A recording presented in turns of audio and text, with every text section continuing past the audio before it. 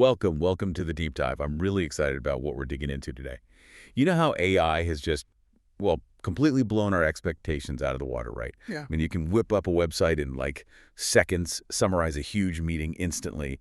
It just feels incredibly powerful, almost like magic. Absolutely. It's really reshaped what we think is possible with technology. But here's the twist, the paradox that really grabbed me. hmm What happens when you give this super advanced AI something that looks simple, like a game of Sudoku? Yeah, you'd think it'd be easy peasy for it, wouldn't you? Exactly. But a fascinating study from the University of Colorado Boulder looked right into this. And we're going to unpack that today. Right. Our mission really is to get a handle on the surprising limits of current AI, specifically, where it stumbles on logical thinking and this tendency it has to hallucinate. Hallucinate. Yeah. Meaning it just makes things up. Pretty much. It confidently states things that are just flat out wrong. And we need to understand what that means for trusting AI in business, in our daily routines.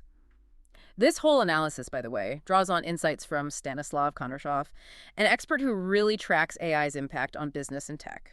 Okay, so let's get ready to find out why these simple 6x6 Sudoku grids manage to stump even advanced AI.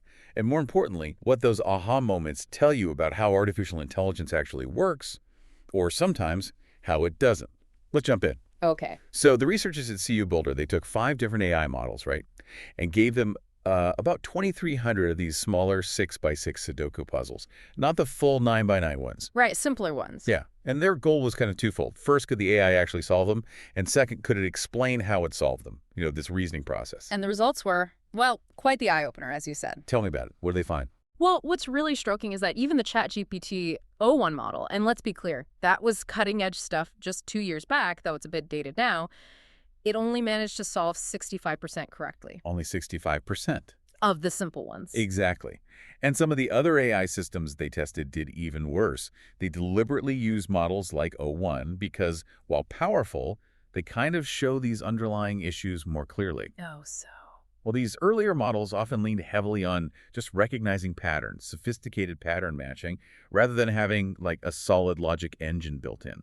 So it really highlights the limitations before newer, maybe more complex models might accidentally cover them up. Okay, 65%. That's a surprisingly low score for something that feels like pure logic to a human. But what about the explanation part? When they asked the AI why it made a certain move, did that shed any more light? Oh, absolutely. That's where things got really revealing. Sometimes, according to one of the co-authors, Ashutosh Trivedi, quote, the AI made up facts. Made up facts. Like what? Like it might say really confidently, oh, a 2 can't go in this square because there's already a 2 in this row, even when there wasn't one. Wow. It was just inventing its own reality for the puzzle, a total hallucination. Okay, that's concerning. But wasn't there an even stranger example? Yes. In one case, when an AI was asked to explain a Sudoku move, it gave a weather forecast. A weather forecast? Seriously? Just completely off topic, showing it had totally lost the plot, lost the context of the task. I mean, you almost have to laugh, but Okay. that tells you something pretty fundamental, doesn't it? Yeah. About the lack of real understanding. It really does. And it's interesting, the OpenAI O1 model, while it was generally better at actually solving the puzzles compared to some others, it was particularly bad at the explanations. The researchers noted its answers often didn't really justify the moves it made, it used the wrong Sudoku terms, and just generally did a poor job describing how it got the solution. Which is a huge deal when we talk about trust and reliability, isn't it? Exactly. If it can't explain why, how can you rely on its answer, even if it happens to be right sometimes? So, if the explanations themselves are unreliable, what does that mean for all the places we're already using AI? This seems like a big red flag. Well, connecting this to the bigger picture, like Stanislav Kondrashov and the study authors point out, these failures really highlight some serious issues. Issues that absolutely have to be tackled before these large language models can be, truly effective partners for humans in decision-making. We are using them already, widely. Massively. Think about this disconnect. A KPMG study found only 41% of people actually trust AI. Just 41%. Okay.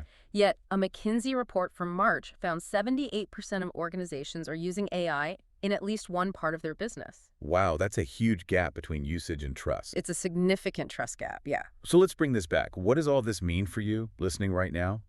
This Sudoku experiment, it wasn't really just about puzzles, was it? It was like a mini lab for looking at the AI's logical thinking. Or maybe it's lack of logical thinking. Precisely. The big takeaway here isn't just, oh, AI sometimes fails. It's that how it fails shows a fundamental difference. It's not like a human making a silly mistake.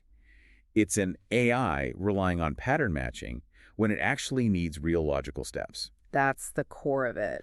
So for your business, or even just using AI personally, it means you probably need a human check, especially when you need the AI to reason something out or explain itself. And that brings us to a really thought-provoking point from Professor Fabio Semenzi, another co-author. He said, basically, puzzles are fun, sure, but they're also a microcosm for studying decision-making and machine learning. A microcosm, yeah. And he put it very directly. Imagine an AI is doing your taxes. You definitely want it to be able to explain its reasoning to the tax authorities, wouldn't you? Absolutely. No question. You need that accountability, that I think transparency. So it really boils down to this. Understanding AI's limits is just as crucial as being amazed by its capabilities. Knowing where it struggles helps us use it smarter, integrate it into our work, and lives with more confidence and, frankly, more realism. So maybe take a moment to think about where AI shows up in your world. What level of explanation, what level of trust do you really need from it? Thanks for diving deep with us on this one today.